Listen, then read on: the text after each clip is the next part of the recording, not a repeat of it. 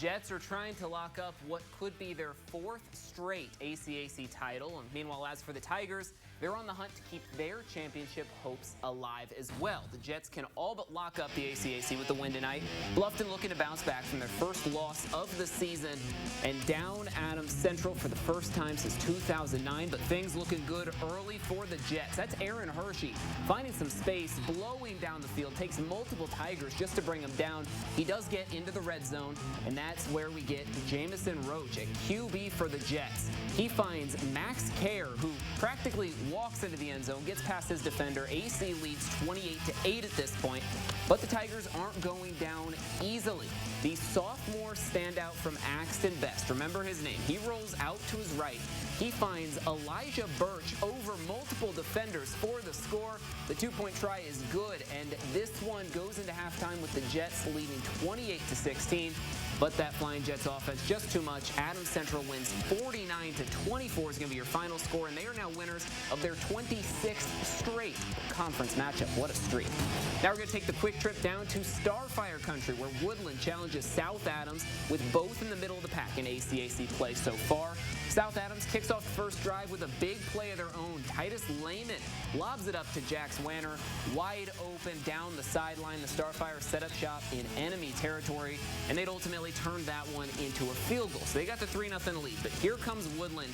Watch this, the pitch to running back Drew Fleek. Nope, it's a pass deep down the field to Jake Lay. He wins the fight, stays on his feet, makes it all the way down to the goal line before he's brought down. So now they are set up in perfect position to take the lead, and then that one's going to ultimately lead to that goal line push for Ty Loudon. And in all the shuffle, he does reach over the top of the pile, punches it in for the Warriors. They take the 7-3 lead. They build that into a one-score win as Woodland moves to 5-3 on the year with the 35-28 victory. Now let's get you down to Yeagerfield, where the Heritage Patriots host the Raiders of Southern Wells. Heritage with a 14-point lead early when Trey Slusher is picked off by Lucas Weaver as the defense comes up strong. So now it's the Patriots. They're going to go on the attack. Braden Walters gets the pitch and turns this one into a big gain. Approaching the sideline, he's finally brought down. But hey, he's not done in this one. After this, he gets the handoff, and he's going to turn this one into another nice gain. Why not? Big day on the ground for him. And then that would finally lead to a Patriots score, as we're going to watch Eli Tigulis airing it out to Zeke Litchfield, who takes it to the house, brings the lead to 21 points. Heritage goes on to win this one absolutely massive. 70-point shutout for Heritage. And now we're going to finish things out in the ACAC. Jay County taking on LaPel. LaPel is going to get this win close. 14-12 is your final. All right, now moving right along to Spuler Stadium. That's where you'll find Bishop Dwenger and Snyder. And right when I rolled in, Panthers in scoring position at 0-0. It's Aaron Vance to Jordan Davis, and he fights his way into the end zone for the game's first touchdown of the night. It's 7-0 Snyder. Saints trying to respond here on offense. Nicholas O'Keefe rolling out to his right, looking for a receiver downfield. It's in the hands to Zion Rogan, and it's Panthers ball. Snyder trying to capitalize on this opportunity. However, they're just going to end and settle for a field goal to make it 10-0 going into half. And at the end of this one, it is Snyder 17-6, your final. All right, making the quick drive now over to Concordia Lutheran, where the Cadets are hosting Homestead. Spartans getting right to work. Michael White stepping back, heaves this one downfield, and it's in the hands of Liam Moore for the big-time Homestead gain. Sets up good scoring position. And now it's going to be the handoff to the determined senior Jake Thrash. Works his way into the end zone for the touchdown. It's 7-0 here early. All Homestead, and Spartans right back in scoring position here. White again rolls out to his left and throws a dart right to the junior Carter Kennedy is his name, in Homestead scoring early and often in this one. It's 14-0 at this point, and at the end of this Friday night matchup, Homestead blanks the Cadets 42-0, your final. And now let's head out to Southside High School. The Archers faced off against Bishop Lures. This game was a big defensive effort by both teams. So here we are, middle of the first half, and that's when we finally are going to get our first score. A couple spin moves in there. Okay. It's the quarterback draw by Devin Patterson, punches it in. Now in the second half, Southside forces the fumble here as they're going to get this turnover as Lures was threatening to score once again. That's DeMarcus Barr forcing that fumble. So now to the late in the second half we go, and pushing the Piles, the rushing touchdown by Demetric Johnson. Really just defensive game through the end, but very close win for Southside. Get this, they win this one 14-13, pull off the upset over Lures. Big win. Moving on over to Wayne Stadium now. The Generals are hosting the Northside Legends, and the Legends go up early in this one. Meanwhile, Wayne trying to defend that home turf. But here is Tristan Newsome, airs it out to Malik Moore. Dazzling 84 yards to the house, and that brings Northside up 28-6. They are putting on those points early against Wayne. But now the Legends back on the attack once again, and it's Newsome once again. This time he finds Latirius Gibson for that nice gain that would set up Northside to strike once more. Caleb Keenagle gets the handoff into the end zone for the touchdown. Legends go up 35-6 on Wayne. They go on to win this one 42-14, your final. All right, and over to Carroll as the Chargers, they're hosting Northrop. It's the senior quarterback, Jimmy Sullivan, keeps the ball and just ever so effortlessly runs it in the end zone for the first touchdown, 7-0.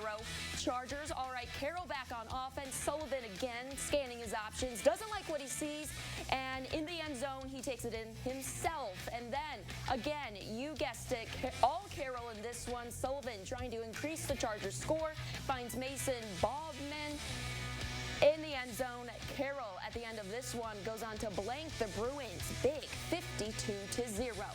And next up, it's Leo and Columbia City in the game that ended in utter chaos. Let's take a peek. We start with a Leo field goal, giving the Lions an 18-15 lead in the fourth. This is also the last time Leo would have possession. Final seconds now see City driving, but the third and goal snap is dropped, and the Eagles forced to try for overtime instead.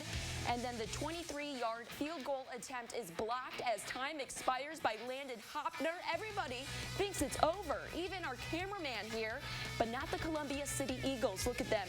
And Ethan McIntosh picks up the blocked kick, and in all the madness, he runs it in for 6, as we see. Eagles think they've won it. They'll even light up the fireworks, but there's one problem.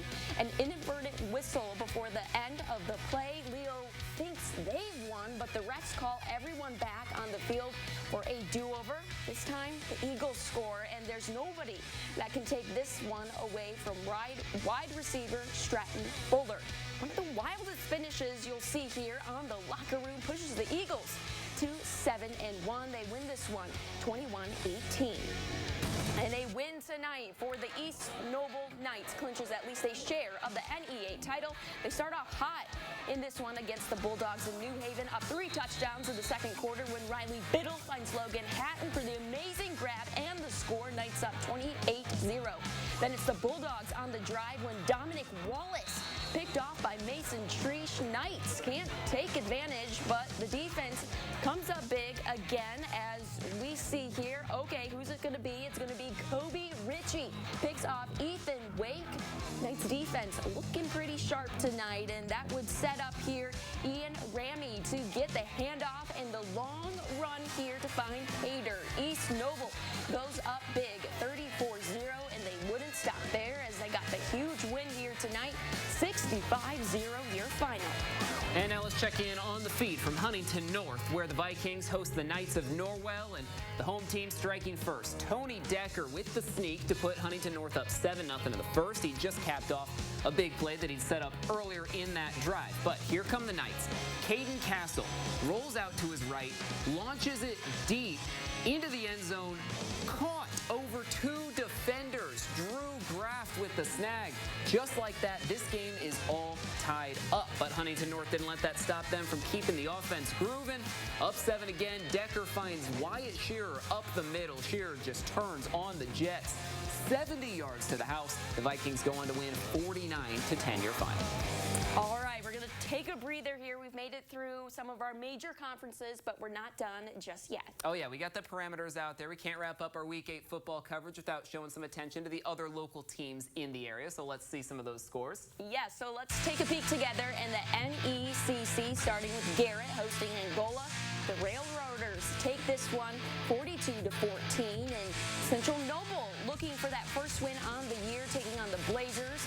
They'll keep searching. Eastside wins this one 48-6. Moving right along now, Busco up against West Noble. The Chargers blow out Busco 58-0. In Fairfield, hosting Lakeland, the Falcons fly away with this one tonight 48-38.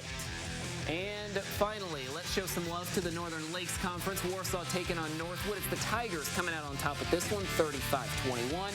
And Wawasee taking on undefeated Concord tonight. The Minutemen keep that record spotless, 44-7 your final.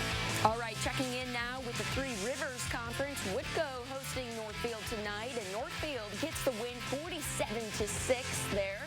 Next up, Manchester on the road against Lewis Cass. The Squires take the victory 49-28. And Southwood still trying to get in the win column this season. They traveled over to Rochester tonight. Unfortunately, they did not pull out the victory. Rochester gets this one. They blank them 29-0. And Wabash taking on undefeated Maconaquah, and Maconaquah gets the decisive victory. Get this, 77-0. Boy. All right, well, you know what that sound means. It is time for the play of the night, and for this one, we're heading back out to South Adams, where the Woodland Warriors picked up a huge win thanks in part to some trickery. The pitch to running back Drew Fleek turns into a deep pass, fought for by Jake Lay, stays on his feet, makes it all the way down to the goal line. The Warriors punch it in, take the lead shortly after that, and it would prove important as Woodland wins this one by 7. Big victory on the trick play.